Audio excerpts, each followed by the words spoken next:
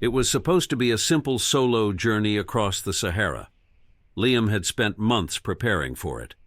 As an experienced backpacker and travel vlogger, he had crossed jungles, mountains, and frozen valleys. The desert, he believed, would be his greatest challenge yet, a vast ocean of sand that tested patience more than strength. He planned a controlled route along known trekking lines, carrying GPS equipment, satellite communication, and enough supplies for 8 days. His goal was to document the silence of the Sahara, the kind of silence that made people confront themselves. For the first 2 days, everything went smoothly. The desert stretched endlessly in every direction, golden dunes rising and falling like waves. At night, the sky exploded with stars, brighter than Liam had ever seen. During the day, the heat was brutal but manageable. On the third morning, things began to change. A sudden sandstorm rolled in without warning. Winds screamed across the dunes, erasing footprints within seconds. Liam wrapped his face and crouched low, waiting for it to pass.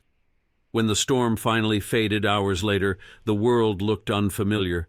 His GPS signal flickered, then died.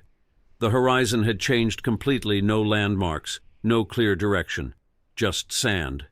Liam checked his compass. The needle trembled, then spun wildly. Unease settled in his chest. He continued walking east, trusting instinct more than equipment. By midday, the heat became unbearable. His water supply was dropping faster than expected. Sweat dried instantly on his skin, leaving salt behind. Each step felt heavier than the last. That was when he saw it. In the distance shimmered a massive body of water, a lake. Tall palm trees surrounded it, their shadows swaying gently. Stone structures stood behind the oasis, glowing faintly beneath the sun. Liam stopped walking. A mirage, He muttered. He had read about them. Heat-bending light. Illusions created by thirst and exhaustion. He turned away and kept moving. But after nearly an hour, the lake was still there. No closer, no farther, just waiting. His mouth felt like sandpaper. His vision blurred. The sun burned directly overhead, merciless and unmoving. Against his better judgment, Liam changed direction. He walked toward the mirage. With every step, something felt wrong. The air cooled. The wind returned. The burning heat faded until it vanished completely. Suddenly, Liam was standing at the edge of real water. Clear, cold, undeniably real. He dropped to his knees and drank, tears filling his eyes. When he looked up, he realized the structures were not ruins. They were homes. A city carved into sandstone cliffs rose before him. Blue lanterns glowed beneath archways.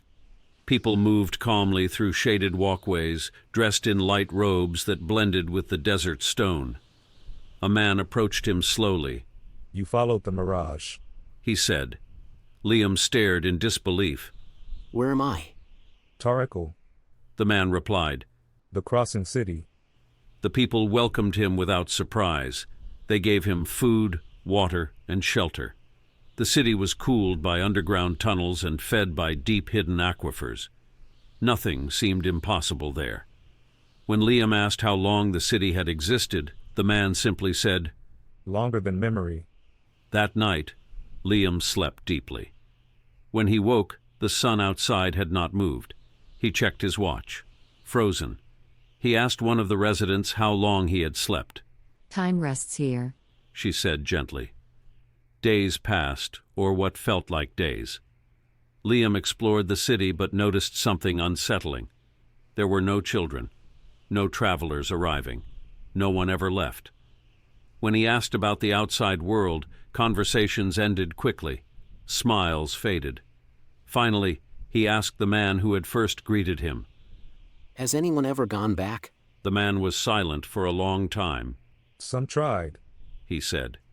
The desert does not return what it nearly claims. Fear crept into Liam's thoughts. If time did not move here, what would happen if he stayed too long? That night he packed his gear and attempted to leave. But the city had changed. Paths curved back into themselves. Stairways ended at solid rock. The oasis shimmered just beyond reach. as if separated by invisible glass. The man appeared once more. You cannot leave the way you entered. He said. Why? Liam demanded. Because the Mirage opens only for those close to death. The truth struck him hard. His body, his real body, was still lying beneath the desert sun. Tarakel was not rescue. It was delay. You may remain, the man said. Here, you will never thirst, never age, never suffer. And if I leave? Then you face the desert again. Liam didn't hesitate. I want to go back. The man nodded and pointed toward the oasis. When the light bends again, follow it. Do not look behind you. The world exploded into heat. Pain flooded Liam's body. Sand burned his skin. His lungs screamed for air as he collapsed onto the dune. Behind him, the oasis shimmered violently, then vanished. He woke in a medical tent 2 days later. A rescue convoy had found him barely alive, less than 5 kilometers from a known route. Doctors said he should not have survived. When he told them about the city, they blamed dehydration and hallucination. But weeks later, satellite images revealed something strange. During extreme heat conditions, a perfect circular shimmer sometimes appeared deep in the Sahara, lasting only seconds, before fading back into sand. And every now and then, when the desert sun hits the horizon just right, travelers swear they see palm trees in the distance, waiting. Thanks for watching.